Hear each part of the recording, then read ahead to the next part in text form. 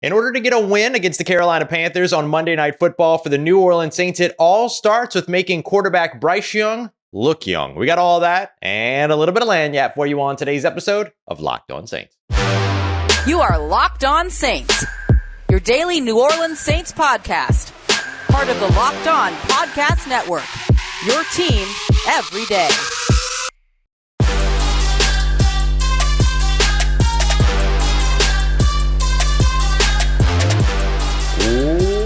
What is good, Who Dat Nation and Who Dat family? Welcome in to another episode of Locked On Saints, your daily podcast covering your favorite team, the New Orleans Saints, part of Locked On Podcast Network, your team every day. Thanks so much, as always, to all you everydayers out there making Locked On Saints your first listen of the day every day. Don't forget, you can always subscribe and follow for free on YouTube or wherever you get your podcasts so you never miss the latest episodes. And as always, if you want to keep the conversation going one-on-one with me, take part in our exclusive film studies, Q&As, early access, inside information, and much more, you can become a Locked On Saints insider by simply heading to joinsubtext.com/LockedOnSaints today to join a community I would love for you to be a part of. And as always, I'm your host, Ross Jackson, at Ross Jackson Nola on your favorite social media, your New Orleans Saints expert, credentialed member of the media, Saints News Network, Tuesdays on the Locked On NFL podcast, and here with you every single Monday through Friday, and then some on Locked On Saints. And today's episode of Locked On Saints is brought to you by our friends at LinkedIn. LinkedIn Jobs helps you find the qualified candidates you want to talk to faster. So go ahead and post your job for free today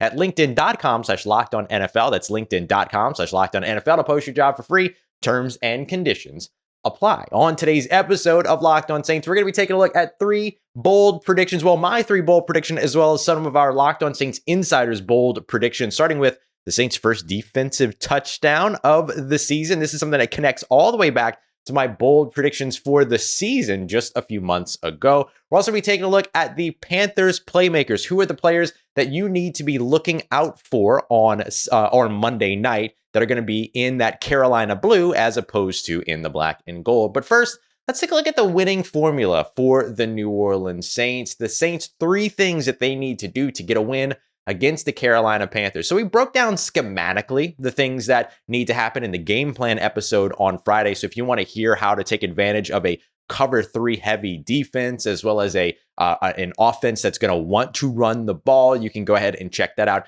These are kind of the tenets of the game that will win the game for the New Orleans Saints, aside from, of course, simply winning the turnover battle, getting sacks on Bryce Young, and of course scoring more points in the Carolina Panthers.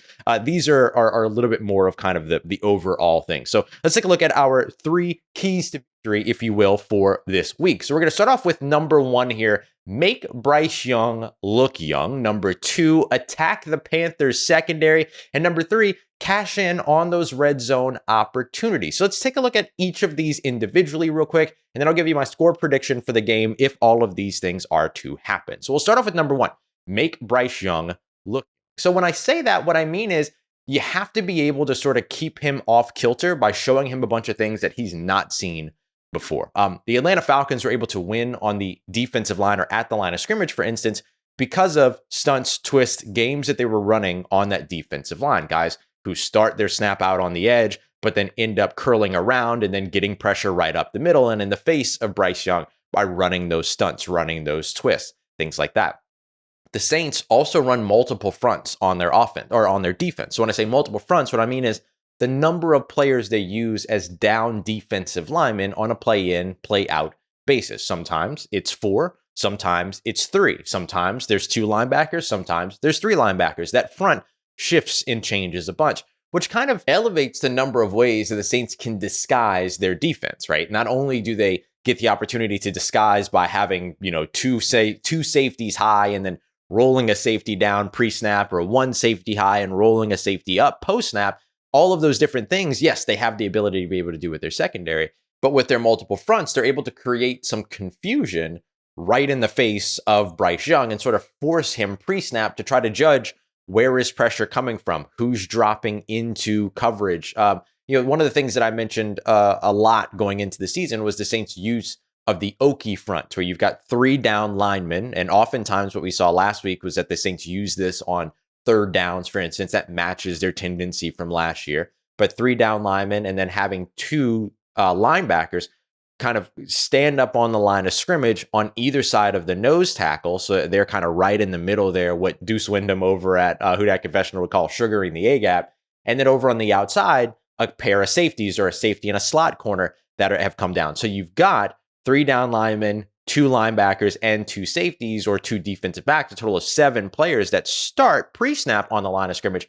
But some combination of those players drop back into coverage. Some of them rush the passer. Some of them are in zone. Some of them are in man, all of those other things. So those are the types of things that you're going to want to show Bryce Young and keep him confused, keep him off balance, make Bryce Young look young. Don't let him feel young though, right? So when you're getting all that pressure on him and you're working on getting pressure on him, you can't let the run lanes open as much. And when they do, you have to have a plan for that in terms of your ability to be able to react and get him to the ground, all of those other things. Getting hits on him, getting in his face, all of those things will keep him young. All of those things will keep him off kilter. And I think that that's big for the New Orleans Saints defense. Jumping over to the offensive side of the football, it comes down to attacking the Panthers secondary. The Carolina Panthers are going to be without their top cover corner in Jase Horn. Again, really unfortunate, remarkably talented player, ridiculously talented player. And the Carolina Panthers just can't seem to keep him on the field. He's going to be out for quite a while with a hamstring injury that's likely to require surgery. He's already been placed on injured reserve. So that's going to call into action for the Carolina Panthers, CJ Henderson, Troy Hill, Dante Jackson when it comes to their cornerbacks. And those corners are not Jase Horn level corners. Dante Jackson, who's like 5'10", 180 pounds. He's a smaller, lighter corner. Same thing with Troy Hill, small. He's, I think it's 5'10", 182, 186 pounds, somewhere around there.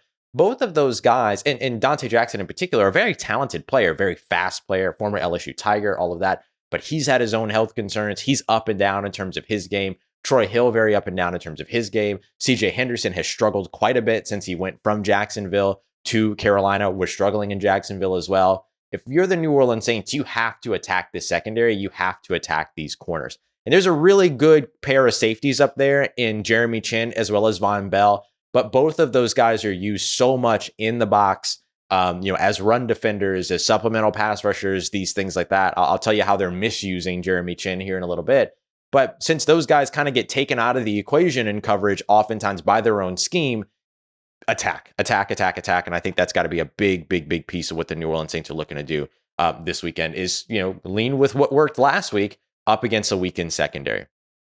And then finally, cash in on red zone opportunities. Let me see Jimmy Graham out there getting some reps. Let me see Taysom Hill out there getting some reps in the red zone. The Saints were 1 of 3 in the red zone that ended up being the difference for them in last week's game. If you get 3 possessions in the red zone this week, cash in 3 times. Find the end zone, hit pay dirt, however it is that you want to look at it. Can't settle for just the field goals, although Blake Grupe, another big key here, convert the field goals, convert the kicks when you get them, all that, no doubt. But if you can get into the end zone, focus on getting into the end zone, transition those red zone opportunities, any turnovers, whatever, into points, ideally 7 over 3. If the New Orleans Saints are able to do all 3 of these things, make Bryce Young look young, attack the Panthers secondary, cash in on those red zone opportunities on offense, then my score prediction for the New Orleans Saints is a win 24-16. I kind of adjusted my my score prediction here. I said 23-16 last week.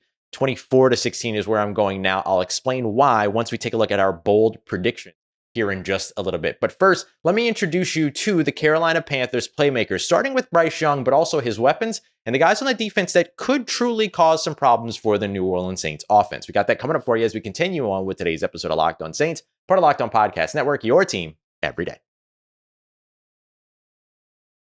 Today's episode of Locked On Saints is brought to you by our friends at LinkedIn. LinkedIn Jobs helps you find the qualified candidates you want to talk to faster, which is huge, especially if you're a small business. Look, bringing in new employees, hiring new staff, all of that, everything can feel like kind of a high stakes wager. You want to make sure that these folks are good fits for your organization from a cultural standpoint, but that also hit all the requirements, experience requisites, all the things that you're looking for in those employees as well. That's why LinkedIn Jobs has been voted number 1 by small businesses in delivering quality hires versus leading competitors, equipping you with simple tools like screening questions to make it easy to focus on the candidates with the right skills and experience that you want to prioritize and that you would like to not only interview, but hire. LinkedIn Jobs helps you find the qualified candidates you want to talk to faster So go ahead and post your job for free today at linkedin.com/lockedonnfl. That's linkedin.com/lockedonnfl to post your job for free. Terms and conditions apply. linkedin.com/lockedonnfl. Today's episode of Locked On Saints brought to you by our friends at Prize Picks, the easiest and most fun way to play daily fantasy sports. It's just this simple. You pick 2 to 6 players, choose whether or not they're going to come in at more or less than their Prize Picks projections. You get those right, you can win up to 25 times your entry. Let me give you a quick example here.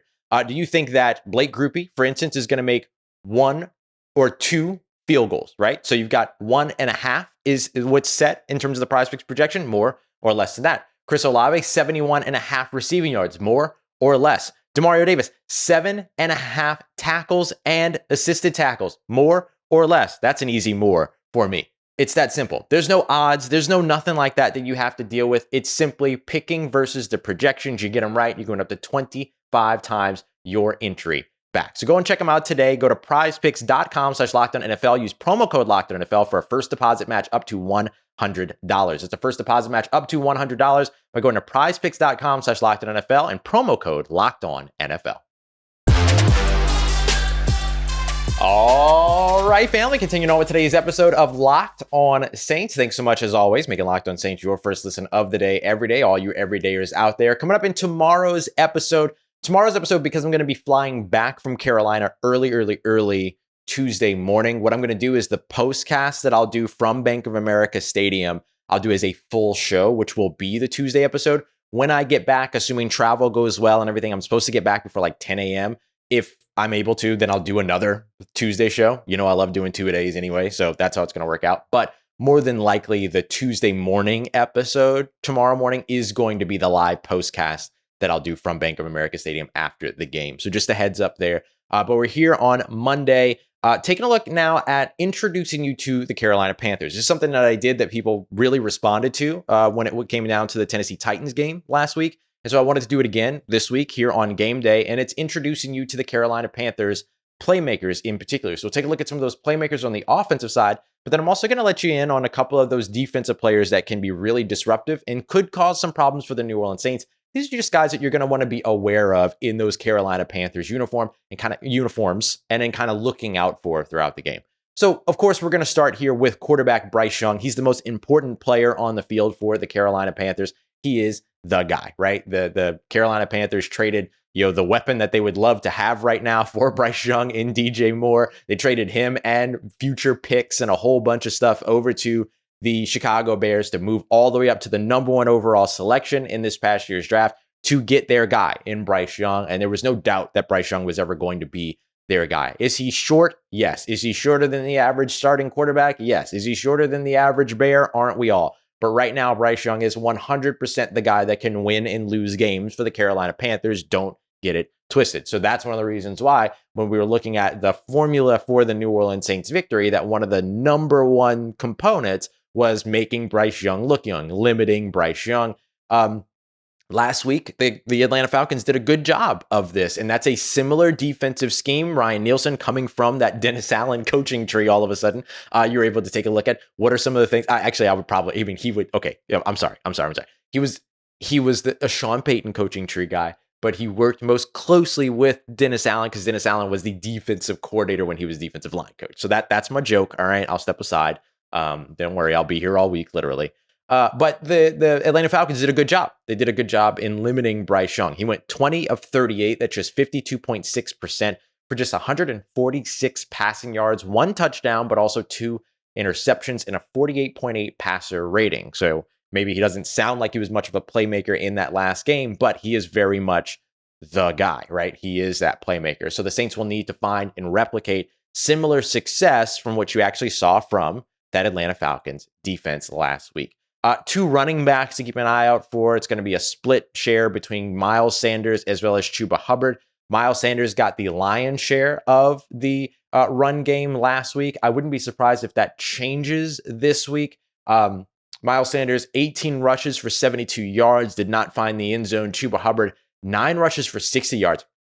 It's an average of 6.7 yards per carry. And I think his long was like 21 or something like that. So it wasn't a big share. I guess it was a third of it. But you know what I mean? With only 9 carries, not that big of a deal to have one of those big runs and then have that factor into your average. I'm not going to be surprised if Chuba Hubbard gets more of that run game. Chuba Hubbard was a guy that kind of came into the NFL with the tag of being a change of pace guy. He could catch, he could run, all this other stuff. But in the NFL, he's been majority more of a between the tackles runner. So it would make sense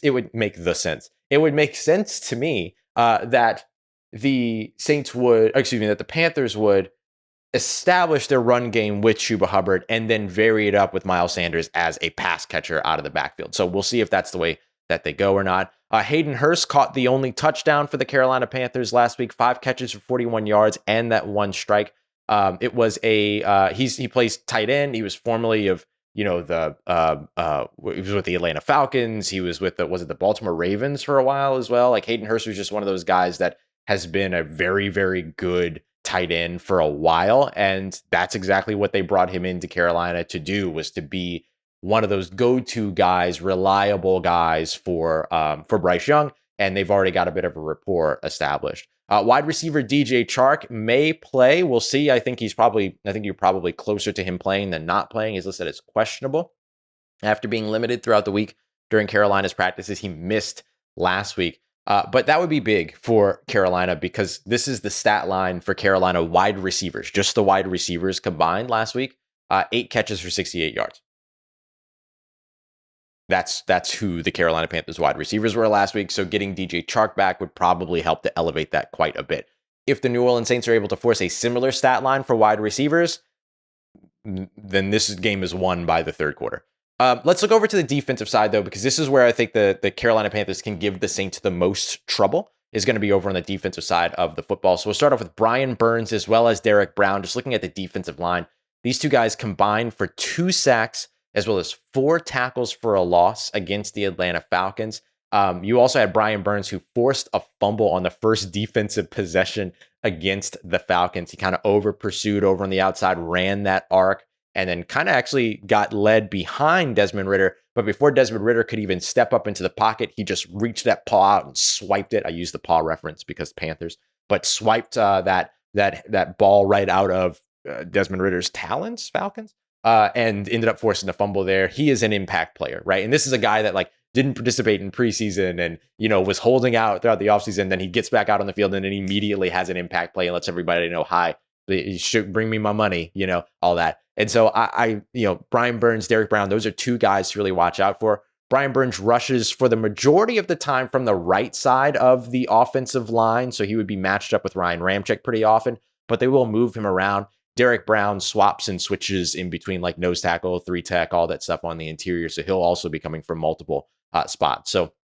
look for them to change that around and try to get, Brian Burns on Trevor Penning every now and then, try to swing Brian Burns into the interior, run some stunts. They didn't do that very often last week. I think that probably changes this week. Frankie Louvu, the linebacker coming from the second level, had a half sack last week. He's somebody that, had multiple sacks last year and was really, really good in terms of a supplemental pass rusher from that next level with that 3-4 switch for the Carolina Panthers, who are now in that 3 down lineman, 4 linebacker set. That probably puts Louvu in a little bit more of a pass rusher role as opposed to a supplemental pass rusher role coming from the second level. So watch out for him as well. And then finally, Jeremy Chinn, which is really interesting.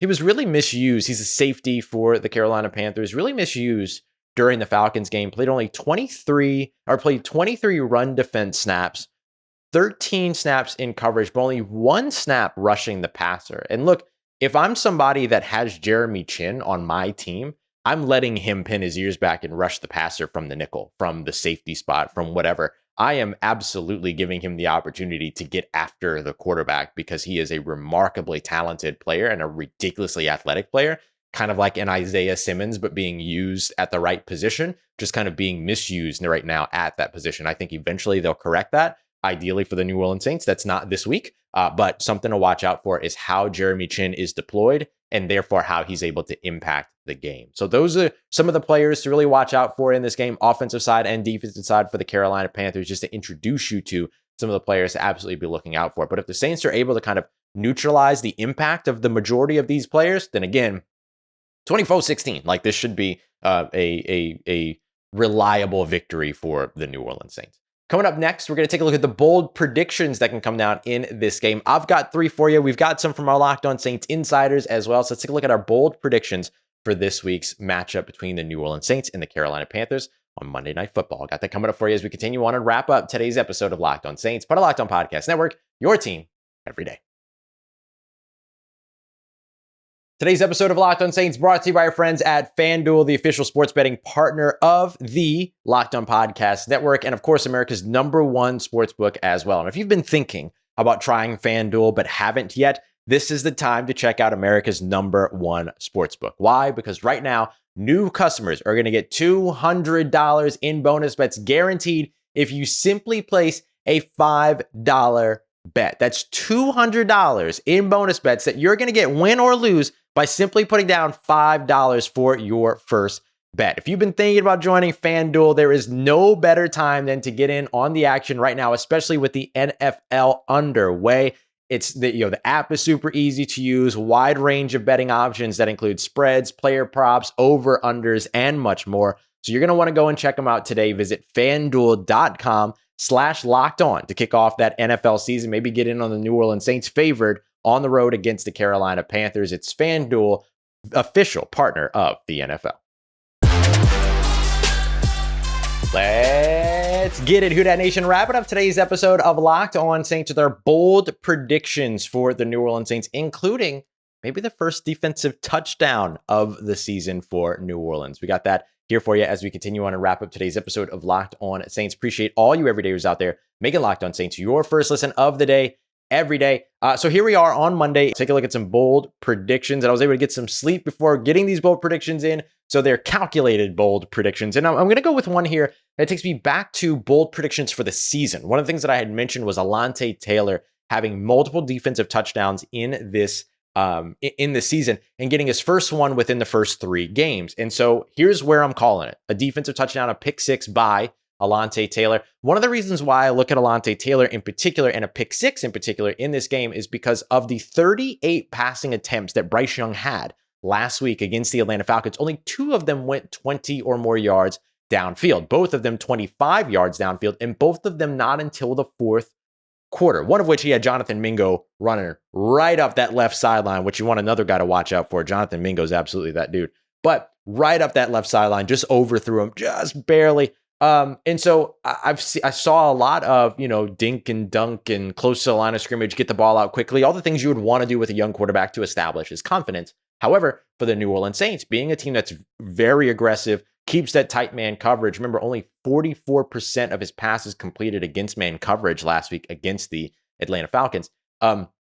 Getting the opportunity to be able to jump some of those routes, get those with nobody in front of you, opens up real opportunity for a guy like Alontae Taylor, who's got immense speed, immense confidence, and is going to be playing in the slot. So there's a lot of opportunities there for him to be able to get that interception, have nobody out in front of him, use that speed to get to the end zone, all of that. So I'm going Alontae Taylor, defensive touchdown, pick 6 in this game. I've also got Chris Olave going for 2 touchdowns in this one. So that gives us the 3 touchdowns, gets you up to 21 points, plus the field goal gets us up to 24 points. That's why I adjusted my score prediction just a little bit, because I did want to get 3 touchdowns in here, but not a safety to get it to 23 points, right?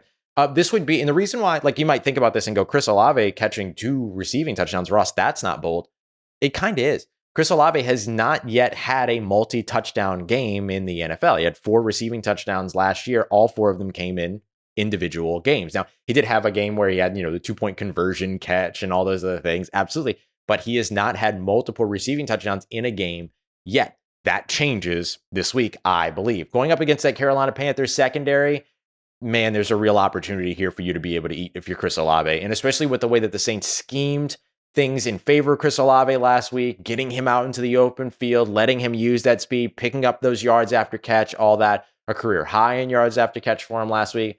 I just really, really look at this being a Chris Olave game. It could be a Michael Thomas game. It could be a Rashid Shaheed game as well. But I do think that this is going to be a Chris Olave game for the New Orleans Saints. And of course, the last time that he played in Carolina, he didn't have a bad time. That's for sure. Looking at his game log right now from that week 3 game up against the Carolina Panthers, he ended up reeling in where is it? He ended up reeling in 9 catches for 147 yards, but didn't find the end zone. I think that changes this time against Carolina. Last year, at the end of the season, he had 5 catches for 60 yards and a touchdown against Carolina. So you know that he's a guy that's been able to produce against this defense before. It's been able to produce against this personnel. The defense is different, but produce against the personnel, be able to produce in that environment to the tune of 147 receiving yards. But this time, finding the end zone multiple times will be the new cherry on top for Chris Olave.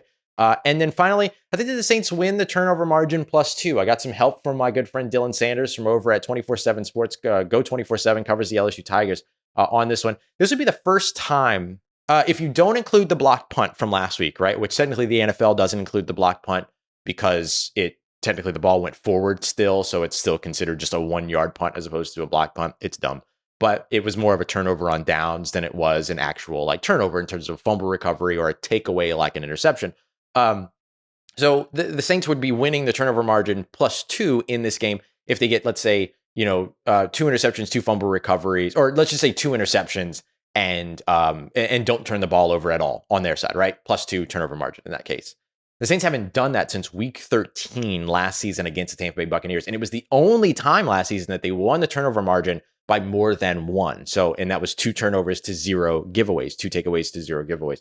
So that would be huge for New Orleans, especially if one of those turnovers also turns into a touchdown, as one of my bold predictions states it will. All right, let's take a look at Molly here, who says more rushing touchdowns. These are from our Locked On Saints insiders here, who gave some of their bold predictions as well. More rushing touchdowns than passing touchdowns in this game. That's a big one for sure, especially with the game last year. Love that prediction. So who are those rushing touchdowns, right? Then maybe that's a little bit of Taysom Hill involved there. Maybe Kendre Miller. I know Dylan Sanders is calling a 12-yard rushing touchdown by Kendre Miller. Are we going to see that? Could we see those rushing touchdowns come in this game? Maybe.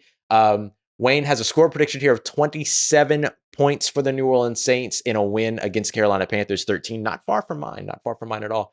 And then bold prediction here from Kevin. Defensive line gets an interception. Ooh, we love a big man interception. And Carr throws 3 touchdowns with Michael Thomas getting 2 of them. Michael Thomas hasn't caught 2 touchdowns in a game since, of course, that game against the Atlanta Falcons. Humongous game for not only the New Orleans Saints, but for Michael Thomas in that one. So that would be really, really cool to see as well. So I'm loving it. Ba-da-ba-ba-ba. Oh, I'm going to... Don't come at me, McDonald's. Leave me alone. Just as a quick note for you, for those of you that are looking for this game on radio, 6:15 is kickoff time, Central Time. So the Saints are going to be playing the Panthers at that point. It's going to be a huge game, Monday Night Football, all that. You don't want to miss out on it. Every single catch you're going to be able to find, every single play for the Saints' hometown broadcast with Sirius XM on Sirius or SXM app. Just search Saints. That's all you got to do. You'll be able to find that. And you might hear some familiar voices throughout the season as well. So make sure you go and check that out. All right. That's going to do it. That's going to do it for today's episode. So we'll be back with you with the postcast coming up tomorrow morning for at least the first episode of the day. Hopefully we'll have multiple episodes that day as well, but we'll see how the travel goes. Traveling from Charlotte, not easy. Not as easy as you would expect it to be. All right. Well, I appreciate you as always, y'all, for tuning in. Of course, making Locked On Saints a part of your day, part of your routine. Big thank you to all you everydayers making Locked On Saints your first listen of the day. Thank you for saying yes to me and the show. As always, if you see me, say hi. If you need anything else around your New Orleans Saints, in between these episodes, make sure you follow me on your favorite social media at Ross Jackson, NOLA. Hit me up. Let me know how the family's doing. Let me know how you're living. Let me know how your mom and them. And trust Who Dat Nation. I'll holla at you.